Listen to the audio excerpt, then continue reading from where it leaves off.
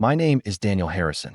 For 15 years, I built what I believed was an unshakable foundation with my wife, Melissa, in our craftsman-style home nestled in the Queen and neighborhood of Seattle.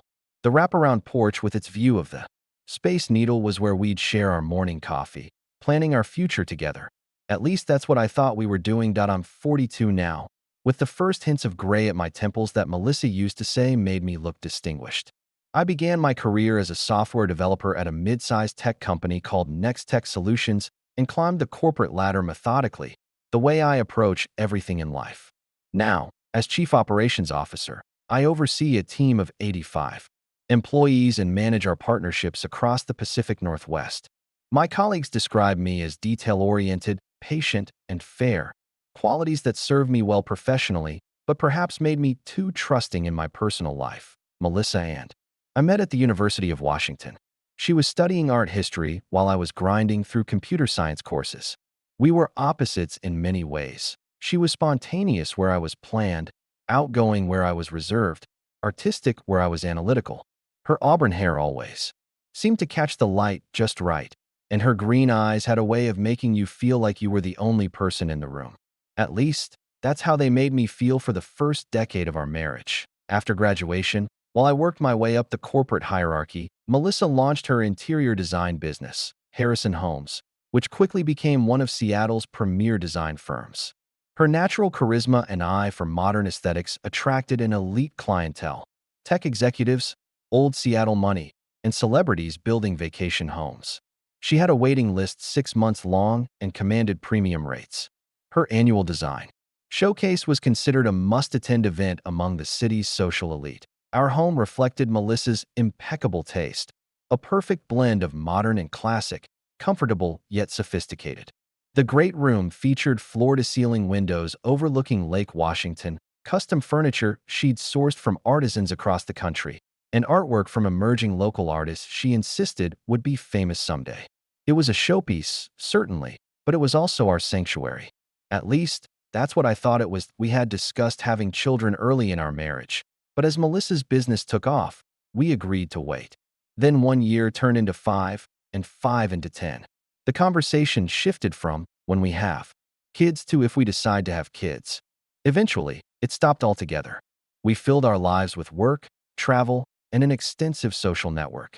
We hosted dinner parties that guests would talk about for months. We took luxury vacations to places like the Maldives, New Zealand, and the Amalfi Coast. We were the couple that seemed to have it all figured out: career success, financial stability, and what appeared to be a rock-solid partnership. "You're so lucky," our friends would tell me. "Melissa is amazing." And she was. For many years, she was my best friend, my confidant, my partner in every sense of the word. She supported my career decisions, celebrated my successes, and helped me navigate corporate politics with her superior social intuition. I thought I did the same for her. I funded the startup costs for her business, spent weekends helping her prepare for client presentations, and proudly stood by her side at industry events. We had rituals that anchored our marriage: Sunday brunches at Cafe Flora, summer sailing on the lake, Christmas skiing at Whistler, anniversary trips to wherever Melissa wanted to explore that year. Our lives had a comfortable rhythm, a sense of permanence and partnership that I never questioned. "You know what I love about us, Danny?" she asked one night as we celebrated our 12th anniversary at Canlis Restaurant, overlooking the twinkling Seattle skyline. "We're partners in the truest sense. No secrets, no games. Just two people building a beautiful life together." I raised my glass of champagne to toast to us, the best team I know. If only I had known then how that team would fracture. If only I had recognized that her words were already hollow. If only I had seen the warning signs earlier. But hindsight, as they say, is 20/20ths. And I was about to get a masterclass in how blind love can make you. The shifts in our relationship were so gradual that, looking back, I'm embarrassed by how long it took me to notice. It started about 3 years ago, when Melissa landed a major contract redesigning a chain of boutique hotels owned by Brennan Properties. The owner, Michael Brennan, was a 45-year-old real estate developer with a reputation for aggressive business tactics and undeniable charisma. Tall, perpetually tan, with salt and pepper hair and the kind of confidence that comes from growing up wealthy, He was featured regularly in Seattle business magazines and local society pages with his wife, Catherine, a former model turned philanthropist. Melissa came home ecstatic after their first meeting. "This is it, Danny. This is the contract that's going to take Harrison Homes to the next level." Her eyes sparkled with an excitement I hadn't seen in years. "Michael has 5 properties across Washington and Oregon, and if this goes well, he's expanding to California next year." I was genuinely happy for her. "That's incredible, Mel. We should celebrate." "Actually," she said, glancing at her watch, "I need to pull together some preliminary concepts tonight." Rain check. That became our new normal. Rain check after rain check. Late nights at the office turned into overnight stays in Portland or Spokane, where Brennan's properties were located. Weekend brunches were replaced by client meetings. Anniversary plans were postponed because of project deadlines. "It's just temporary," she assured me. "Once this project is running smoothly, things will calm down." But they didn't calm down. Instead, Melissa seemed to become a different person. The woman who used to share every detail of her day started offering only vague summaries. Her phone, which had always been casually left on tables or counters, became a closely guarded possession. One evening, about 6 months into the Brennan project, I walked into our bedroom to find Melissa quickly ending a call. "Who was that?" I asked casually, setting a cup of tea on her nightstand. "Chamomile with honey, the way she liked it." "Just work stuff," she replied, placing her phone face down. "At 11:30 at night." She shrugged. "You know how this business is. Inspiration doesn't follow a 9-to-5 schedule." I let it go, but a knot of unease had begun to form in my stomach. It wasn't just the late-night calls. It was how she no longer shared amusing stories about difficult clients or design challenges. It was how her eyes would follow her phone screen when texts came in, but she'd wait until I left the room to check them. It was how she began changing her passwords, something she'd never done before. Then came the physical changes. New lingerie appeared in her drawer, but not in our bedroom. New perfume that I hadn't gifted her. Workout sessions doubled, then tripled. She colored her hair more frequently, trying subtle highlights that emphasized her eyes that increasingly avoided mine. "You've been spending a lot on yourself lately," I commented one day, not accusingly, just noting the increased credit card statements from high-end boutiques and spas. "I have major clients now, Danny. I need to look the part. Image is everything. In my industry." Her voice had an edge I hadn't heard before. "Besides, the business is doing well. We can afford it." Our intimate life, which had always been satisfying if not spontaneous, became increasingly infrequent. When I would reach for her at night, there was always a reason. She was too tired, had an early meeting, wasn't feeling well. When we did connect physically, it felt different, mechanical, as if she were merely fulfilling an obligation. "Is everything okay with us?" I finally asked one night after another rejection. "Of course," she answered too quickly. "I'm just stressed. With work. This contract is demanding, and Michael expects perfection." Michael. Not Mr. Brennan or even Brennan. Just Michael. I told myself I was being paranoid. Melissa had always been on a first-name basis with her clients. It was part of her approachable style. But there was something in the way she said his name, a subtle softening, an intimacy, that didn't sit right with me. The business trips became more frequent. 2 days in Portland turned into 3, then 4. "Site complications," she explained. "Michael wants me there to address issues immediately." I offered to join her one weekend. After all, Portland was one of our favorite cities to explore together, but she quickly dismissed the idea. "You'd be bored, Danny. I'll be working the whole time." One night, she called to say she'd be staying another day. I could hear music and laughter in the background. "Where are you?" I asked. "Just grabbing dinner with the team," she said, her voice slightly elevated to be heard over the noise. "One of the contractors is celebrating a birthday." When she returned home the next evening, I noticed a small bruise on her collarbone, the kind that doesn't come from bumping into furniture. When I asked about it, she mumbled something about carrying heavy sample books and quickly changed the subject. That night, I lay awake long after Melissa had fallen asleep, listening to her breathing and wondering when the woman beside me had become a stranger. The next morning, I did something I'd never done before. I checked our cell phone records online. The evidence was there in black and white. Dozens of calls and hundreds of texts to the same number at all hours of the day and night.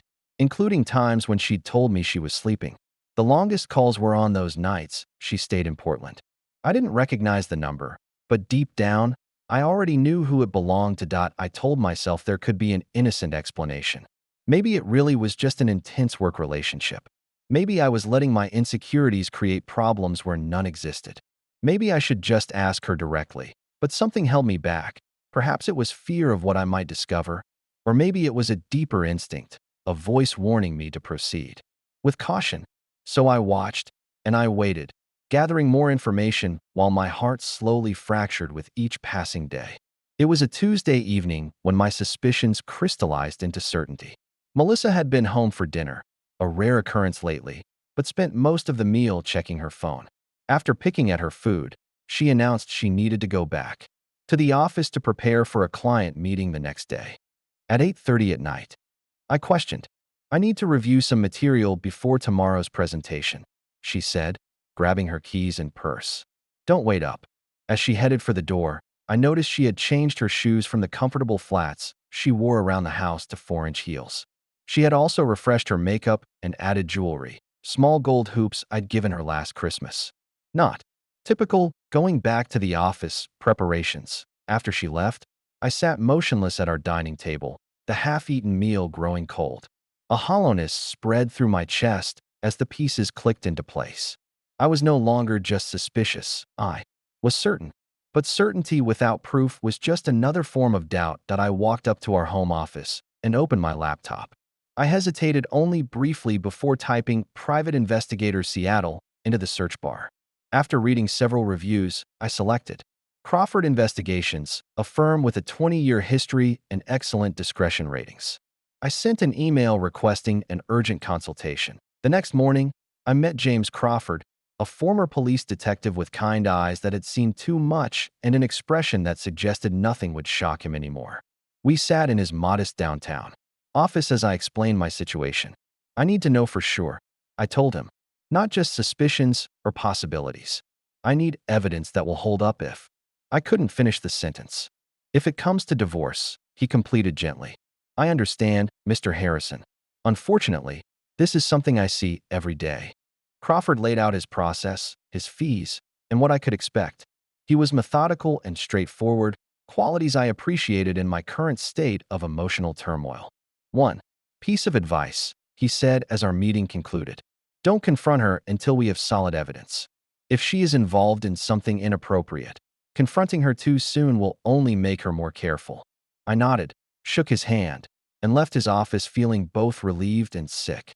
Someone else now knew my shameful secret, that my wife might be cheating on me, and was being paid to prove it. For the next 2 weeks, I lived a double life. On the surface, I was the same Daniel Harrison, dedicated COO, patient husband, reliable friend. I attended meetings, made decisions, smiled at appropriate times. I asked Melissa about her day and listened attentively to her vague responses. I pretended not to notice when she slipped away to take calls or when she claimed another late night at the office was necessary. Inside, I was crumbling. Sleep became elusive. Food lost its taste. The future I had planned, our retirement travels, the lakeside property we talked about buying, the legacy we would build together, all of it now shrouded in uncertainty. Crawford provided regular updates. His team had established surveillance on Melissa and Michael Brennan. They had photographed the pair entering a boutique hotel in downtown Seattle, not one of Brennan's properties. They had documented lingering lunches at secluded restaurants, followed by returns to the same hotel. They had recorded the times Melissa claimed to be in Portland when her car was actually parked in a reserved space at Brennan's luxury apartment building in Seattle's Belltown neighborhood. Finally, Crawford requested a meeting. When I arrived at his office, he had a folder waiting on his desk. His expression was solemn. "I'm sorry, Mr. Harrison," he said, sliding the folder toward me.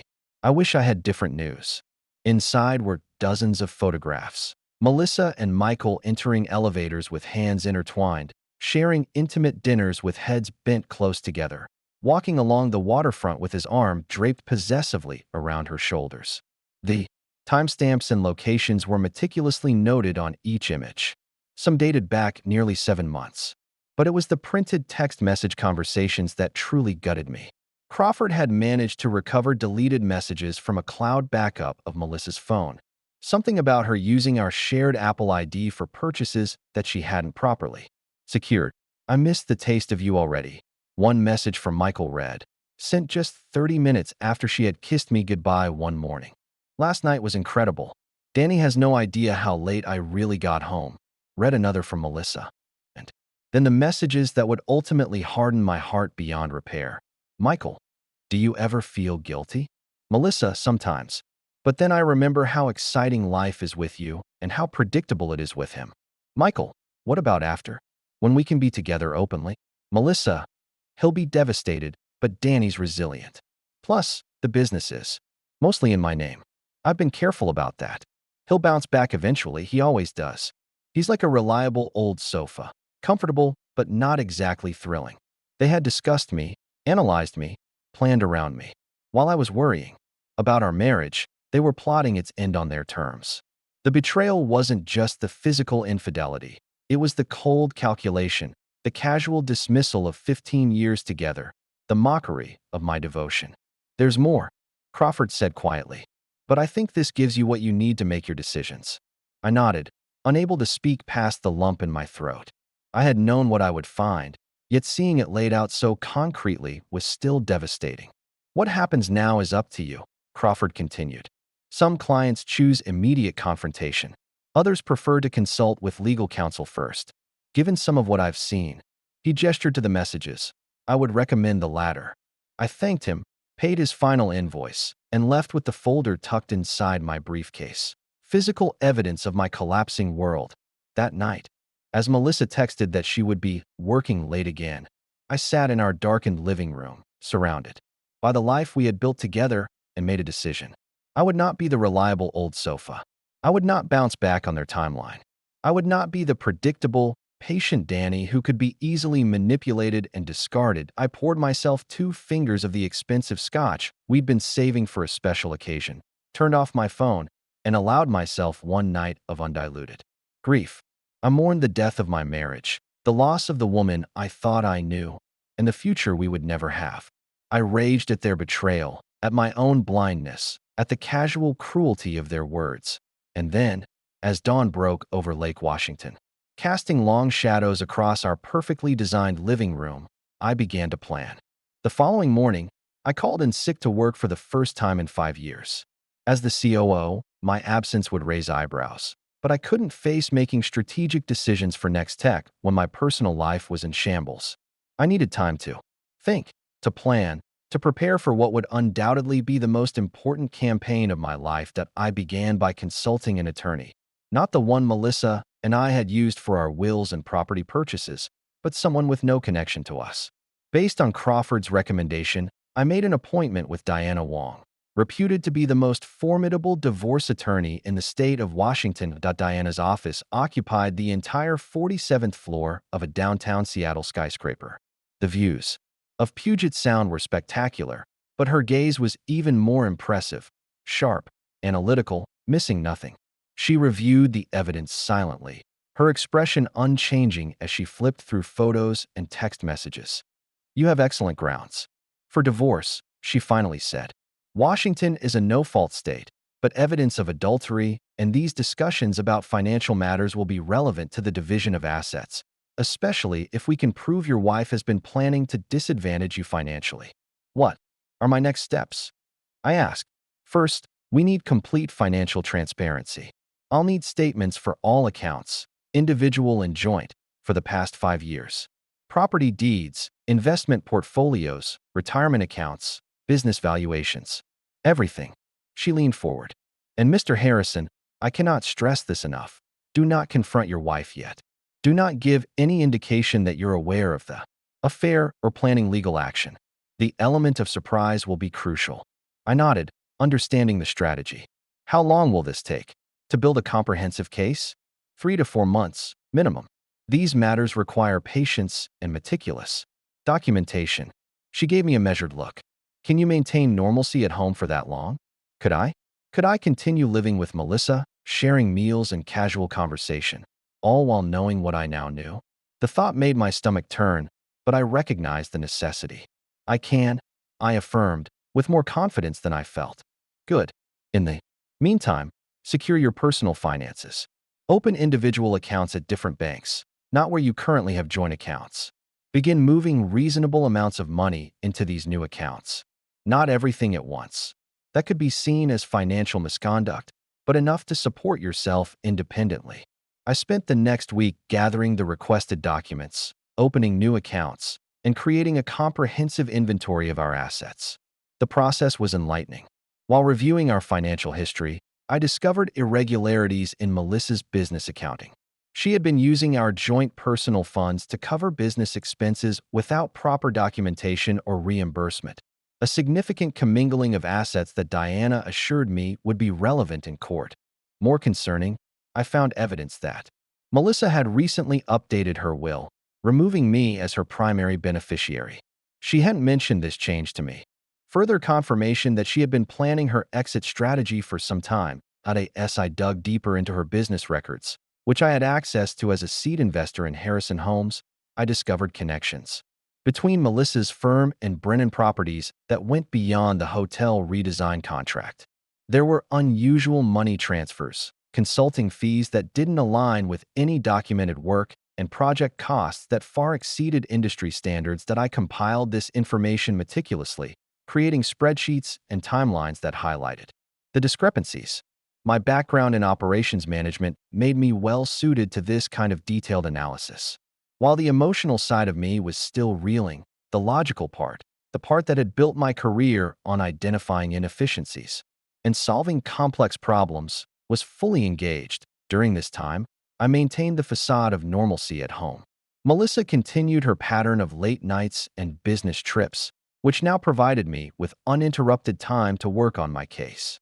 When we were together, I played the role of devoted husband, asking about her projects, suggesting weekend plans, which she typically declined, and pretending not to notice when she stepped away to text Michael. "You've been quiet lately," she commented one evening as we ate takeout in the kitchen. "Everything okay at work?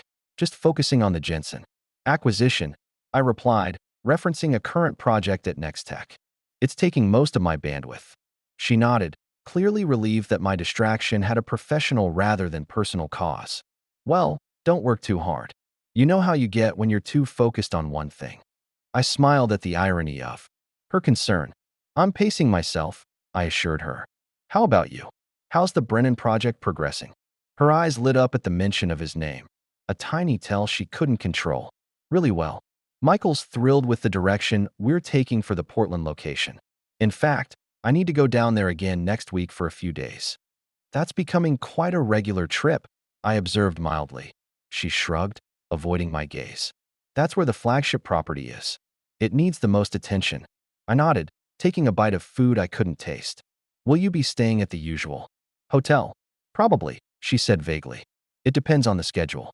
I knew exactly where she would be staying, and it wasn't at a hotel. But I simply nodded and changed the subject to an upcoming charity gala, the annual children's hospital benefit that Melissa had chaired for the past 3 years. "Are we still hosting a table this year?" I asked casually. "Of course," she replied. "I've already confirmed our sponsorship. It's in 6 weeks, plenty of time for you to dust off your tux." She smiled, the expression not quite reaching her eyes. "Michael's taking a table too. His company is increasing their donation this year." "How generous of him," I replied, keeping my tone neutral while making a mental note. The Charity Gala, Seattle's premier social event of the season, with over 500 attendees from the city's business and social elite, would be the perfect stage for the first phase of my plan. As the weeks passed, my preparation continued on multiple fronts. Diana and her team built our legal case, documenting the financial irregularities and preparing for various scenarios. I quietly backed up important personal files, secured sentimental items in a safe deposit box at my new bank, and began researching living arrangements for after the inevitable confrontation. That I also expanded my investigation beyond Melissa to focus on Michael Brennan. If I was going to dismantle their relationship, I needed to understand all its dimensions. Through business contacts and careful research, I learned that Brennan's real estate empire had several vulnerabilities: over-leveraged properties, questionable investor arrangements, and rumors of cutting corners on building codes. Most interestingly, I discovered that Brennan Properties was being investigated by the State Attorney General's office for potential money laundering through their international investors program. Nothing had been made public yet, but a college friend who worked in the AG's office hinted that indictments were being prepared. This information was the missing piece I needed. The picture was now complete. Melissa's interior design firm was being used to help obscure the flow of questionable funds through inflated contracts and consulting fees. Whether she was a willing participant or an unwitting accomplice remained unclear, but her financial benefit was indisputable. As the charity gala approached, I finalized the details of what would happen that night. I contacted Eric, my college roommate and now a successful photojournalist, to help with the technical aspects. I secured copies of key documents and selected the most damning evidence from Crawford's files. I arranged for a trusted colleague to be ready to implement the digital aspects of my plan on my signal point 3 days before the gala. Melissa returned from another Portland trip, looking relaxed and happy. She brought me an artisanal chocolate bar from a boutique shop, a peace offering of sorts for her continued absences. I was thinking, she said as we shared a rare dinner together. Maybe we should plan a real vacation soon. Just the two of us. Maybe Bali or Fiji. Somewhere we can reconnect. I studied her face, searching for sincerity and finding only calculation. This was part of her pattern. Periodic gestures of affection to maintain the facade of our marriage until she was ready to end it on her terms. That sounds wonderful, I replied, matching her false enthusiasm with my own. Let's look at dates after the gala. She smiled, clearly pleased that her strategy was working. Perfect. I have some breathing room in my schedule after we complete the current phase of Michael's project. Michael's project. Always Michael. I wondered if she realized how often she said his name, how her voice changed when she did. I'm really looking forward to the gala, I said, steering the conversation back to more immediate plans. It's been a while since we've had a proper night out together. She nodded absently, already checking her phone under the table. It'll be a great event. The committee has outdone themselves this year.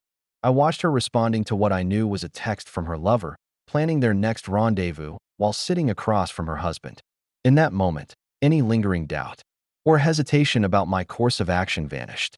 The woman I had loved was gone, if she had ever truly existed at all. Yes, I agreed quietly. It's going to be unforgettable. The night of the Children's Hospital Benefit Gala arrived with perfect Seattle spring weather. Clear skies following a week of rain, the city skyline crisp against the darkening horizon. The event was being held at the Olympic Sculpture Park, with the main reception in a massive clear tent overlooking Elliott Bay. Crystal chandeliers hung from the ceiling, casting a warm glow over tables adorned with elaborate floral arrangements. A string quartet played softly as Seattle's elite mingled, champagne flowing freely as donors congratulated themselves on their generosity. Melissa had left early to oversee final preparations as committee chair. I arrived separately, using the time alone to confirm that everything was in place for what would follow. Eric texted confirmation that the technical elements were ready. My next tech colleague verified that the digital components were staged for deployment. Diana had a legal team on standby, prepared to file our divorce petition the moment the night's events concluded. As I entered the tent, I spotted Melissa immediately. She was radiant in a new emerald gown that accentuated her eyes, her hair swept up elegantly, diamonds at her throat, a recent gift from Michael, though she had claimed they were borrowed from a jewelry designer client. She was surrounded by admirers, laughing at something someone had said, perfectly in her element as the evening's celebrated hostess. Across the room stood Michael Brennan with his wife Catherine, a slender blonde whose resigned expression suggested she might suspect her husband's infidelities but had chosen to maintain appearances. Michael was holding court with a group of business associates, gesturing expansively as he described some new development project. I made my way to the bar, accepting congratulations from acquaintances on Melissa's successful event. I played my part flawlessly, the proud, supportive husband, the successful executive, the generous donor. I circulated through the crowd, ensuring I was seen by all the right people, establishing my presence before the night's true purpose unfolded. After dinner, as coffee and dessert were being served, the program portion of the evening began. The hospital director spoke about the impact of donations, followed by a heart-wrenching video featuring children whose lives had been saved by the hospital's specialized care. Checkbooks opened wider as emotions swept through the room. Then it was time for Melissa's speech as committee chair. She approached the podium confidently, her smile dazzling under the lights. "Good evening, friends and colleagues," she began, her voice clear and warm. "Tonight, we gather not just as Seattle's business and social leaders, but as a community united in support of our most vulnerable citizens, our children." As she continued her well-rehearsed speech, I made brief eye contact with Eric, who nodded slightly from his position near the audiovisual controls. I discreetly touched my wedding ring, our predetermined signal. "Before I introduce our special musical guest," Melissa was saying, "I want to take a moment to thank my incredible husband, Daniel, for his unwavering support." "Danny, would you stand?" This was my cue, one Melissa had discussed with me earlier that week. I rose, accepting the applause with a modest nod. "Danny has been my rock for 15 years, Melissa continued, her eyes finding mine with practiced affection. "He's the reason I can dedicate so much time to causes like this." He's the large screens flanking the stage, which had been showing the hospital logo, suddenly changed. In place of the logo appeared a text message conversation, one I had selected specifically for this moment. "Melissa, just left Danny working on his laptop. Told him I have a committee meeting. Can be at your place in 20. Michael. The door code is 8642. Come straight up. I've got champagne chilling and nothing on." "Melissa, perfect. So tired of making excuses. Soon we won't have to hide." "Michael, have you talked to your financial guy about moving more assets?" "Melissa, working on it." "Danny suspects nothing. He never questions anything I do with the accounts." A collective gasp rippled through the audience. Melissa froze at the podium, her expression shifting from confusion to horror as she realized what was happening. Michael Brennan stood abruptly, knocking over his champagne glass. His wife Catherine stared at the screen, her face draining of color. Before anyone could react further, the screens changed again, now showing photographs. Melissa and Michael entering his apartment building, embracing in his car, sharing an intimate dinner at a restaurant in Portland. Each image was dated, the timestamps highlighting the extent and duration of their affair. "What is this?" Melissa's voice cracked as she turned from the podium to look at the screens. "Danny, what are you doing?" I remained standing, silent and steady, my gaze fixed on her. The room had fallen completely silent. 500 witnesses to the unraveling of our carefully constructed lives. The screens changed once more, now displaying financial documents, bank transfers between Brennan Properties and Harrison Homes with highlighted discrepancies, copies of invoices showing inflated charges, evidence of commingled personal and business funds. A final slide showed the case number of the Attorney General's ongoing investigation into Brennan's business practices. Michael surged toward the AV booth, shouting for someone to shut it down. But security, which I had quietly spoken with earlier, intervened, preventing him from reaching the controls. Catherine Brennan stood shakily, tears streaming down her face, and walked out of the tent with as much dignity as she could muster.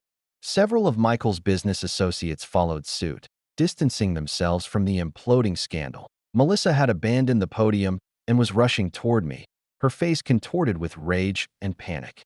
"How could you?" she hissed when she reached me. "Do you have any idea what you've done?" "I believe that's my line," I replied calmly. "I've simply revealed the truth, Melissa. No more lies. No more deception. This is not the place. It's exactly the place." I cut her off. "You chose to humiliate me privately for months. I'm choosing to return the favor publicly." By now, phones were out across the ballroom, recording the unfolding drama. Tomorrow, it would be all over Seattle's social media and local news. The charity gala that exposed a prominent affair and potential financial crimes. Melissa's reputation as a businesswoman and social leader would be in tatters. Michael's already precarious business empire would face renewed scrutiny. "We're done," I told her quietly. "Diana Wong will be contacting your attorney tomorrow with divorce papers. Don't bother coming home tonight, or ever again. The locks have been changed." Her face crumpled as the magnitude of what was happening fully registered. "Danny, please, we can talk about this. It's not what it looks like." "It's exactly what it looks like," I replied. "I have over 6 months of evidence, Melissa. Every hotel meeting, Every lie about working late. Every cruel text message where you and Michael laughed about how oblivious I was. I stepped closer, lowering my voice. Every financial maneuver you made to prepare for leaving me. Her eyes widened. She had underestimated me, the reliable, predictable husband who never questioned her. The comfortable old sofa she thought she could discard when convenient. You won't get away with this, she whispered frantically. I'll fight you on everything. I smiled slightly. I'm counting on it. Diana has been preparing for that scenario. For months. I glanced around at the crowd, many of whom were watching our exchange while pretending not to. I suggest you find somewhere to stay tonight. Perhaps Michael's place? Though I imagine Catherine might have something to say about that now. As if on cue, there was a commotion near Michael. Catherine had returned with security, demanding his keys and credit cards. His face was ashen as his carefully constructed double life collapsed around him that I turned back to Melissa. Goodbye, Melissa. 15 years deserved better than this. But you made your choice. Now you can live with the consequences. I walked away, leaving her standing alone in the middle of the ballroom. As I passed the hospital director, I pressed an envelope into his hand, a personal check for $100,000 to the Children's Hospital. I apologize for the disruption, I said quietly. But the children shouldn't suffer for adult mistakes. Outside, the cool evening air filled my lungs as I walked along the waterfront. Behind me, social destruction was complete. Phase 1 of my plan had unfolded perfectly. Melissa and Michael's affair was now public knowledge. Their financial entanglements were exposed. Their reputations lay in ruins among the very social circles they had worked so hard to impress. My phone began buzzing with notifications and calls, friends and colleagues witnessing the spectacle, trying to reach me. I silenced it and slipped it into my pocket. There would be time for conversations later. Tonight was for reflection. I found a quiet bench overlooking the water, the Seattle skyline shimmering on its surface. The weight I had carried for months, the secrets, the lies, the careful planning, began to lift. Not completely, not yet, but enough that I could take a full breath for the first time since discovering Melissa's betrayal that BY morning. News of the gala's dramatic events had spread through Seattle's business and social communities. Local news websites ran stories with headlines like "Charity Gala Exposes High-Profile Affair and Potential Financial Fraud." Business publications focused on the implications for Brennan Properties and the ongoing Attorney General investigation, while society pages detailed the personal fallout that I had anticipated this coverage and prepared accordingly. Before the gala, I had given exclusive background information to a respected business reporter at the Seattle Times, ensuring that the narrative would include detailed evidence of the financial improprieties, not just the salacious details of the affair. The article, published online by noon the day after the gala, was devastating in its thoroughness. It outlined the suspicious financial transactions between Brennan Properties and Harrison Homes, quoted anonymous sources from the Attorney General's office about the expanding investigation, and included statements from former employees of both companies who had witnessed concerning business practices. The reporter had also reached out to several of Melissa's clients, who expressed shock and indicated they would be reevaluating their relationships with Harrison Homes. 3 major projects were put on hold within 24 hours of the story breaking. I stayed at a downtown hotel that first night, ignoring the barrage of calls and texts from Melissa that ranged from rage to tears to desperate negotiation. Diana had advised me not to engage directly with her under any circumstances. All communication would go through our legal teams from this point forward. The next phase of social destruction unfolded without my direct involvement. As I had anticipated, once the initial story broke, others came forward with their own accounts. A former assistant at Harrison Homes contacted the Seattle Times with details about how she had been asked to falsify invoices and expense reports. A contractor who had worked on one of Brennan's hotels revealed substandard materials had been used despite premium pricing. The social media storm was equally devastating. Video clips from the gala circulated widely, capturing Melissa's shocked expression as her text messages appeared on screen and Michael's angry attempt to shut down the presentation. Screenshots of their exposed communications became memes, their most intimate and cruel exchanges now public fodder. Catherine Brennan, showing unexpected strength, gave a brief statement to the press. "I am focused on protecting my children and our family's legitimate business interests during this difficult time. I asked for privacy as we move forward. Her dignified response garnered public sympathy, further isolating Michael and Melissa as the villains in this unfolding drama. 3 days after the gala, when I finally returned to our home with a security guard recommended by Diana, I found it untouched. Melissa had not returned or attempted to retrieve any belongings. According to Diana, she was staying at a hotel downtown, having been summarily rejected when she appeared at the Brennan family home seeking refuge with Michael. He's trying to reconcile with his wife, Diana informed me during our daily update call. Apparently, Catherine's family has significant financial interests in several of his development projects. He can't afford to lose their support, especially with the AG investigation gaining momentum. So he abandoned Melissa when things got difficult, I observed, feeling a grim satisfaction. Somehow I'm not surprised. Indeed, your wife is now experiencing the consequences of her choices from all directions. Her attorney reached out this morning, by the way. They're interested in discussing settlement terms. I nodded, though Diana couldn't see me through the phone. As we expected. What's our response? We hold firm.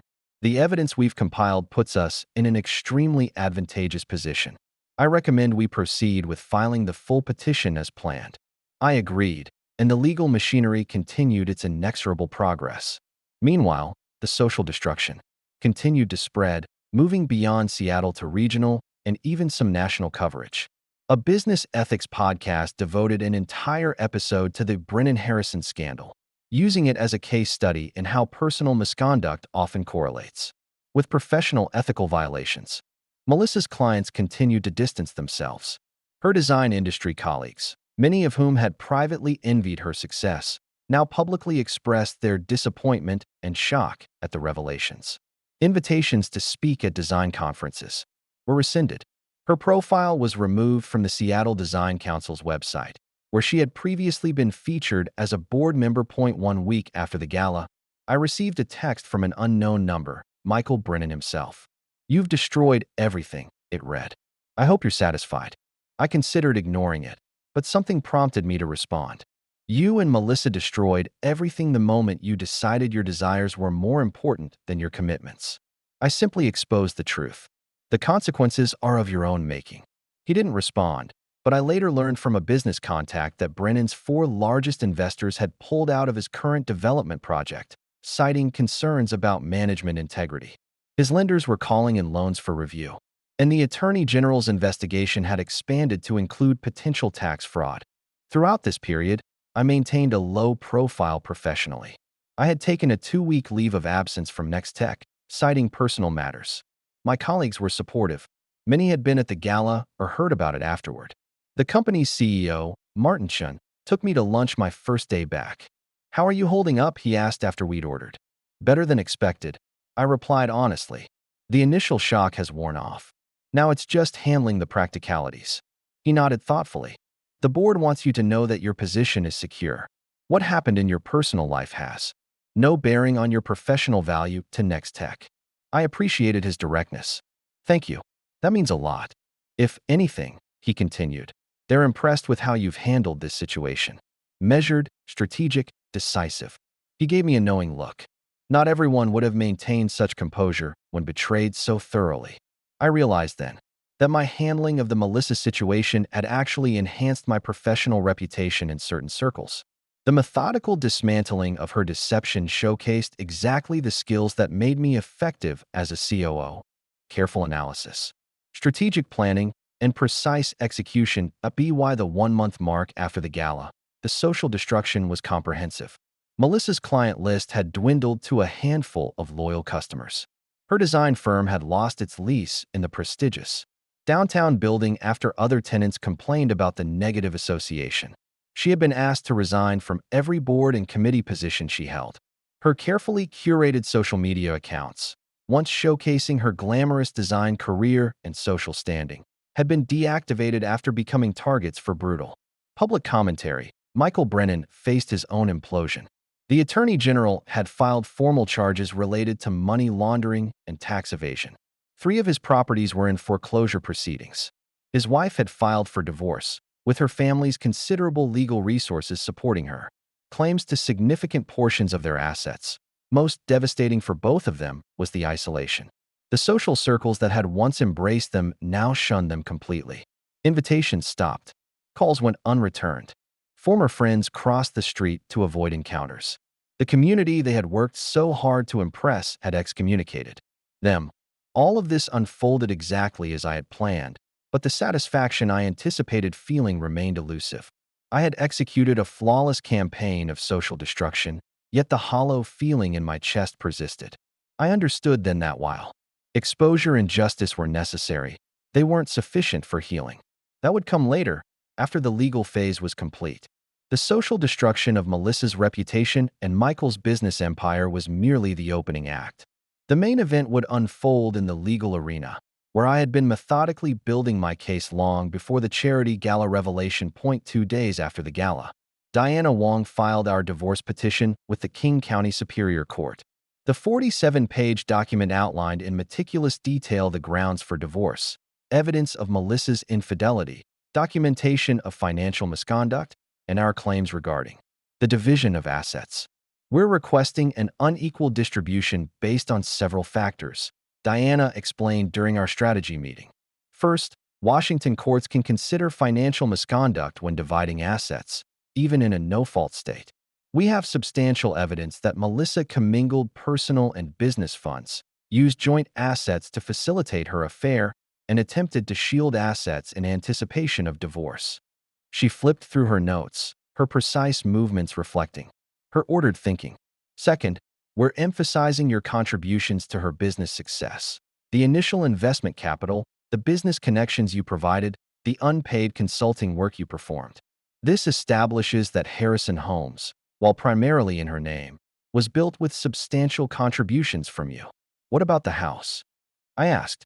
Our Seattle home had appreciated significantly since purchase, and while it held painful memories now, it represented our largest joint asset. We're requesting sole ownership with a buyout arrangement. Given the documentation we have of Melissa using home equity to fund business expenses without your knowledge, we have strong grounds. Diana gave me a measured look. The court typically aims for equitable distribution, which doesn't always mean equal. Our goal is to demonstrate that equitable, in this case, means you receive a larger portion due to her misconduct. Diana's strategy was aggressive but founded on solid evidence. Rather than the typical 50-50 split common in Washington divorces, we were seeking a 75-25 division in my favor, with full ownership of our primary residence, my retirement accounts, and a significant stake in Harrison Homes, which I had helped establish with both capital and connections. Melissa's attorney, James Pemberton, a divorce lawyer known more for handling quick, quiet settlements for wealthy clients than for courtroom battles, responded with a perfunctory counterfiling. His initial position was predictable: a 50-50 split of all assets, joint ownership of the house until sale, and no acknowledgement of any financial misconduct. The first hearing, a preliminary conference to establish temporary orders while the divorce proceeded, was scheduled for 3 weeks after filing. During this period, Melissa attempted multiple times to contact me directly, ignoring Diana's clear instructions that all communication should go through counsel. "Danny, please," she said in one voicemail, her voice breaking. "We need to talk. This has gone too far. Everything is falling apart. My business, my reputation, everyone's abandoned me. Even Michael won't return my calls now. Please, just 10 minutes." I forwarded each message to Diana without responding. They only strengthened our position, demonstrating Melissa's disregard for proper legal procedure and providing additional evidence of her relationship with Michael. "Keep documenting everything," Diana advised. Her desperation works in our favor. At the preliminary hearing, Melissa appeared dramatically changed from the confident, stylish woman who had chaired the charity gala just weeks earlier. Her usually perfect hair was pulled back severely, her clothing subdued, her expression drawn. She avoided eye contact as we sat on opposite sides of the courtroom, each flanked by our legal teams. That I remained composed, focused on Diana's preparations, ignoring the whispers that followed Melissa's entrance. The scandal had permeated the legal community as well. There were few in the courthouse who hadn't heard some version of what had transpired at the gala. Judge Eleanor Matsuda, a no-nonsense jurist with 20 years on the bench, reviewed the initial filings with an impassive expression. This appears to be a complex dissolution with significant allegations of financial misconduct, she noted. I'm scheduling a full day for the temporary orders hearing rather than the standard 2 hours. This was our first victory. The judge recognized the case required special attention. Diana had prepared extensively for this possibility, bringing 4 large binders of financial documentation to support our requests for temporary control of specific assets. Your Honor, Diana began. Given the documented financial irregularities and evidence that Ms. Harrison has been transferring marital assets improperly, we request temporary exclusive control of the family residence, the joint investment accounts, and oversight of Harrison Homes' finances during these proceedings. Pemberton objected strenuously, claiming we were attempting to financially strangle Melissa based on personal grievances. Judge Matsuda's eyebrow arched slightly. Mr. Pemberton, I've reviewed the preliminary evidence submitted with the petition. There appear to be significant unexplained transfers from joint accounts to Ms. Harrison's business accounts, followed by unusual payments to entities connected to Brennan Properties. Are you prepared to address these specific transactions today? Pemberton faltered, clearly not expecting this level of detailed scrutiny at a preliminary hearing. Your Honor, we dispute the interpretation of these transactions. However, we would need time to prepare a full accounting. I expect that accounting at the temporary orders hearing. Judge Matsuda replied firmly.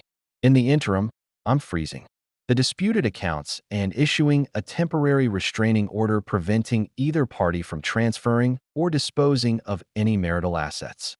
This preliminary outcome exceeded our expectations. While we hadn't gained control of the accounts, the freeze prevented Melissa from continuing to move assets, and the judge's focus on the financial irregularities signaled her willingness to consider our claims seriously. Outside the courtroom, Diana allowed herself a small smile. Judge Matsuda's reputation for financial acuity is well-deserved. She's already identified the key issues. What happens now? I asked. Now we prepare for financial war, Diana replied. The temporary orders hearing will establish who controls what during the divorce process. It often sets the pattern for the final settlement. The following weeks were consumed by financial discovery, the formal legal process of investigating and documenting all marital assets. Diana's team deployed forensic accountants to trace every transaction in our joint accounts for the past 5 years. They subpoenaed records from Harrison Homes, analyzed tax filings, and constructed a comprehensive financial timeline. What they uncovered exceeded even my suspicions.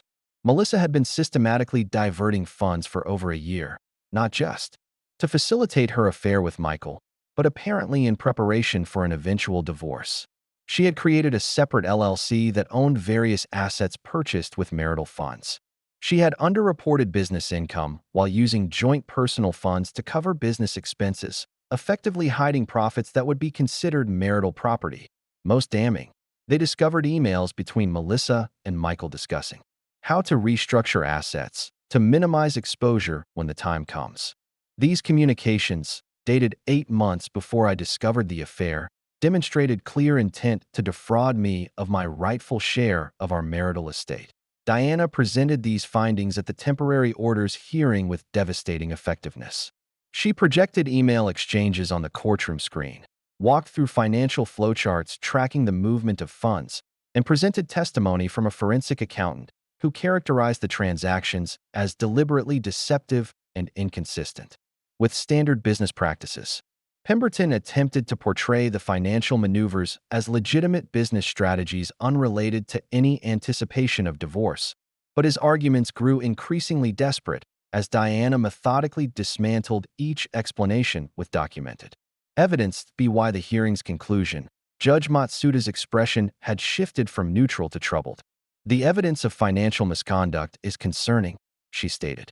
While I reserve judgment on intent for the final proceedings, I find sufficient cause to grant temporary control of the primary residence, investment accounts, and business oversight to Mr. Harrison. She continued, addressing Melissa directly. Ms. Harrison, the court is establishing a temporary monthly allowance from the marital assets for your living expenses during these proceedings. However, you are prohibited from accessing business accounts except as specifically authorized by the court-appointed financial monitor. Any violation of these orders will result in sanctions. Leaving the courthouse after this ruling, I experienced the first genuine sense of vindication since discovering Melissa's betrayal. The legal system, objective, evidence-based, and procedurally rigorous, had evaluated our claims and found merit in them. This wasn't emotional revenge, but institutional justice. Following the temporary orders hearing, settlement negotiations began in earnest.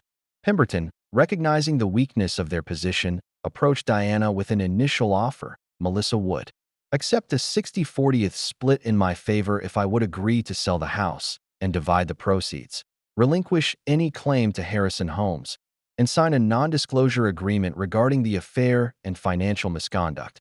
Diana practically scoffed at the proposal. We have no interest in a non-disclosure agreement. That ship sailed at the charity gala. As for the rest, given the documented financial misconduct, we're maintaining our position on the 75/25 split with my client retaining the residence. Over the following months, the settlement negotiations continued amid ongoing discovery. Each new financial revelation strengthened our position. Melissa's attorney returned with increasingly reasonable offers, but Diana advised patience. Their position is weakening daily, she explained.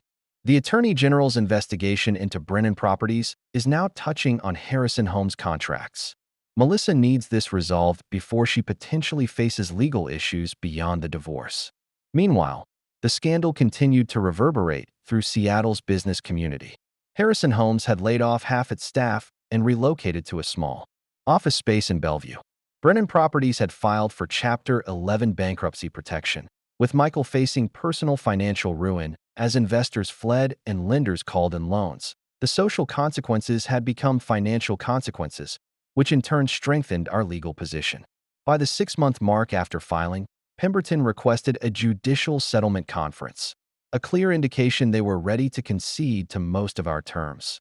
Judge Matsuda presided over the settlement conference in her chambers.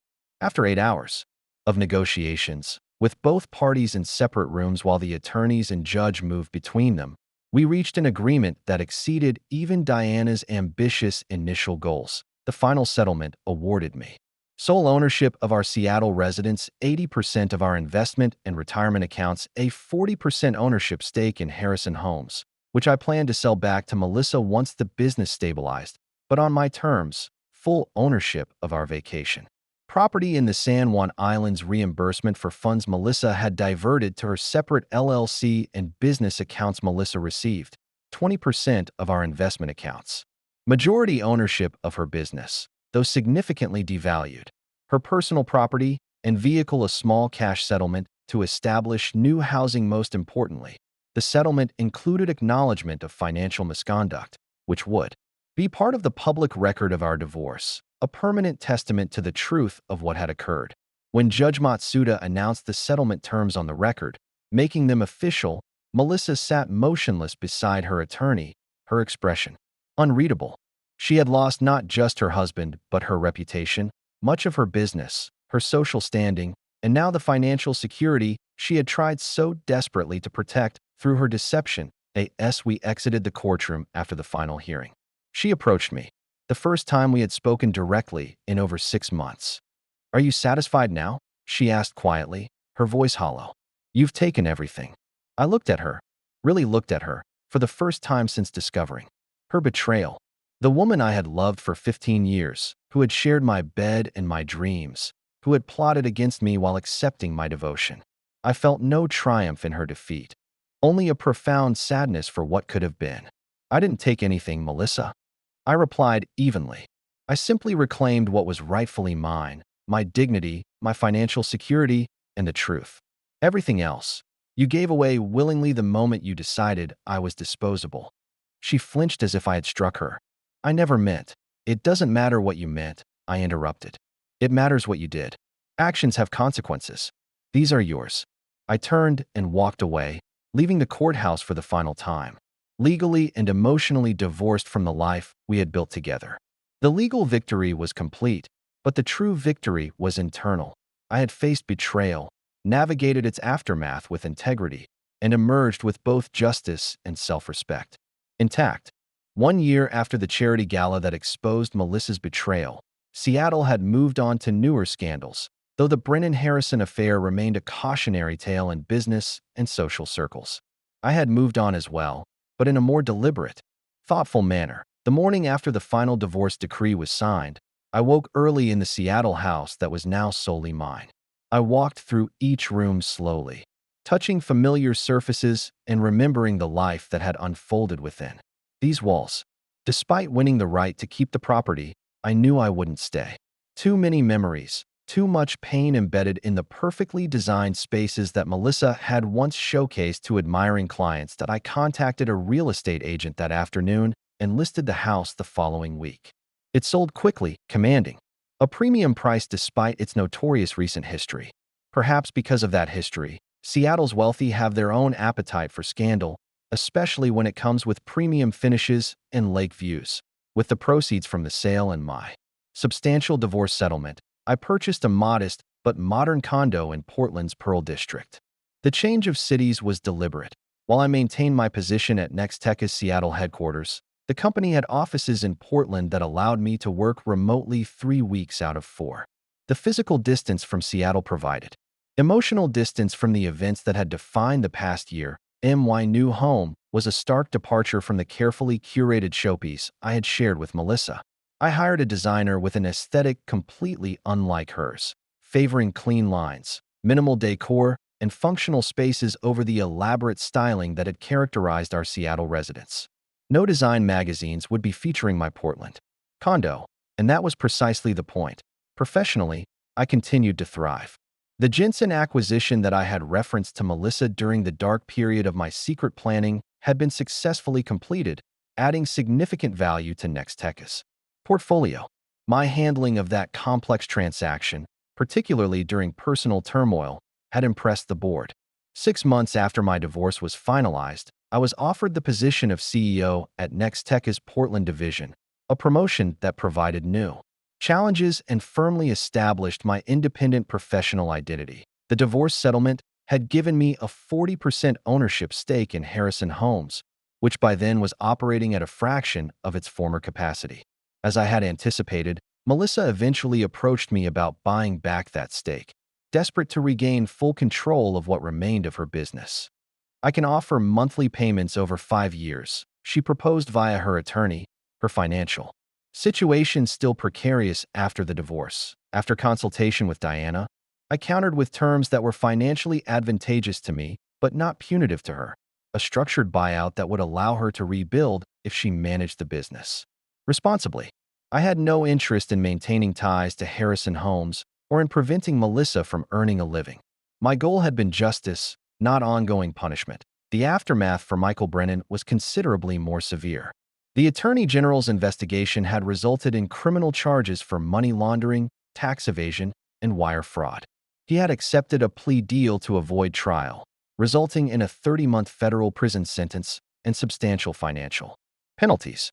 His wife, Catherine, had divorced him, securing control of their remaining legitimate assets to protect their children's inheritance. Brennan Properties had been dissolved, its assets sold to satisfy creditors. The boutique hotel chain that had been the original connection between Michael and Melissa was now owned by a hospitality conglomerate that had completely redesigned the properties, erasing any trace of Harrison Homes' aesthetic that I learned these details not through active monitoring, but through occasional updates from mutual acquaintances. I had deliberately stepped away from Seattle's social circles, declining invitations to events where I might encounter reminders of my previous life. This wasn't avoidance, but a healthy recognition that some chapters need to be fully closed before new ones can properly begin. In Portland, I gradually built a new social network centered around different interests. I joined a hiking club that explored the Columbia River Gorge on weekends. I took cooking classes at a local culinary school, developing skills that Melissa had always claimed dominion over in our marriage. I volunteered with a literacy program, teaching coding basics to underprivileged middle school students. These activities connected me with people who knew nothing of my history, who accepted me at face value rather than viewing me through the lens of scandal. Among them, I slowly rediscovered parts of myself that had been subsumed in my marriage, interests, and perspectives that had been set aside in the constant compromise of partnership. 10 months after relocating to Portland, I met Claire at a photography exhibit featuring landscapes of the Pacific Northwest. She was the curator, thoughtful, intelligent, and refreshingly straightforward. Our conversation moved effortlessly from artistic techniques to environmental conservation to local wine regions. She didn't recognize my name or know my story, and I found myself reluctant to share it, enjoying the novelty of being known solely for who I was in the present moment. Our first date was a Saturday morning hike, followed by lunch at a farm-to-table restaurant she recommended. Our second was a jazz concert in a converted warehouse space. By our fifth date, I had shared the broad outlines of my divorce, though not the dramatic details that had made it notable. "That sounds incredibly painful," she said simply, her hand covering mine across the table. "I'm sorry you experienced that." It was, I acknowledged. But it also taught me important lessons about myself, what I value, what I can endure, and what I'm unwilling to compromise on going forward. She nodded, understanding without pressing for salacious details. "We're all shaped by our experiences, good and bad. The question is whether we let them define us or inform us." Her insight struck me deeply.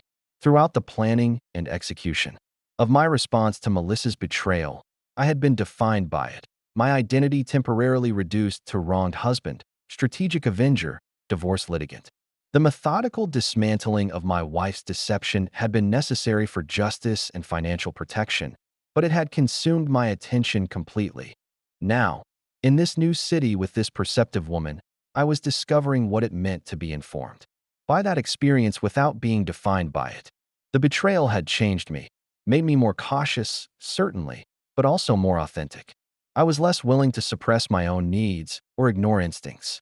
I was more attentive to inconsistencies, more willing to ask difficult questions, more insistent on transparency. Claire and I built our relationship gradually, both bringing the wisdom of past experiences. She had her own history, including a broken engagement years earlier, to a connection that valued honesty above comfort. We didn't move in together until we had dated for 18 months. We didn't discuss marriage until after 2 years. Each step was taken with clear-eyed awareness rather than romantic momentum. 3 years after my divorce was finalized, I received an unexpected email from Melissa. It was brief, without emotional manipulation or specific requests, simply an acknowledgement of the harm she had caused and an expression of genuine regret. She mentioned that she had completed the buyout of my ownership stake in Harrison Homes, was operating on a much smaller scale with more modest clients, and had undertaken therapy to understand her choices. I appreciated her message, but felt no need to respond. The wound had healed, leaving a scar that had faded with time. I wished her neither further hardship nor particular success. She simply occupied no emotional space in my life anymore. That evening, as Claire and I prepared dinner together in our recently purchased home in Portland's West Hills, I mentioned receiving Melissa's email. Claire listened attentively as she chopped vegetables, asking thoughtful questions without judgment. "Do you ever regret how you handled it?" she asked finally. The public exposure, the legal fight, all of it. I considered the question seriously, wanting to give her the most honest answer I could. "I regret that it was necessary," I said finally. "I regret that the relationship I believed in was an illusion. But the actions themselves? No, they were proportionate to the deception and necessary for my own protection, financially and emotionally." She nodded, accepting my assessment without challenging it. "I'm glad you were strong enough to stand up for yourself. I'm not sure I would have had that kind of clarity and determination." "You would have," I assured her. "When there's no alternative, you find strength you didn't know you had." Later that night, as we sat on our deck overlooking the city lights, I reflected on the journey from discovery to revenge to recovery. The methodical dismantling of Melissa's deception had been necessary, but it was only the beginning of healing.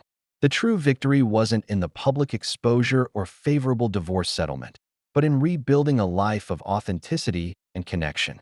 The price of betrayal had been high for everyone involved. Melissa had lost her social standing, much of her business, and her financial security. Michael had lost his freedom, his family, and his business empire. I had lost years of my life to a relationship founded on lies and the painful process of exposing them. But from that loss had come unexpected gains, a deeper understanding of myself, the removal of false relationships from my life, and ultimately, the opportunity to build something genuine with someone who valued honesty as deeply as I did. As Claire leaned against my shoulder, commenting on a particularly bright star visible despite the city lights. I felt a profound gratitude for the painful journey that had led me here. The revenge had been necessary, a reclaiming of power and truth, but the peace that followed was the true reward that in the end, living well wasn't about comparison to those who had wronged me. It wasn't about tracking Melissa's diminished circumstances or Michael's legal troubles. It was about building a life of integrity, purpose, and genuine connection, the very things their deception had temporarily stolen from me.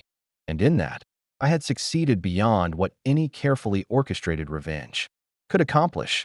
The best response to betrayal wasn't just exposing the truth or securing justice, but ultimately transcending the experience entirely, allowing it to inform but not define the life that followed.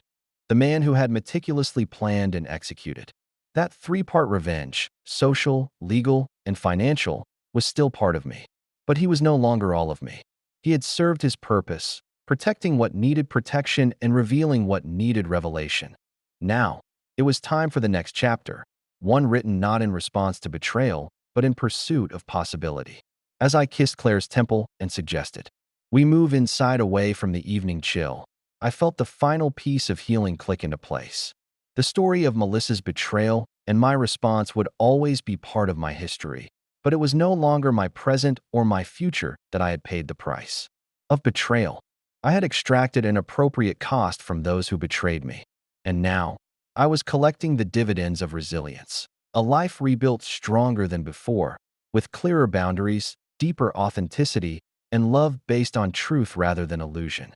That, ultimately, was the most complete victory possible, not just surviving betrayal, but transcending it entirely. If you found this story compelling, please subscribe to our channel for more real-life accounts of betrayal and its consequences.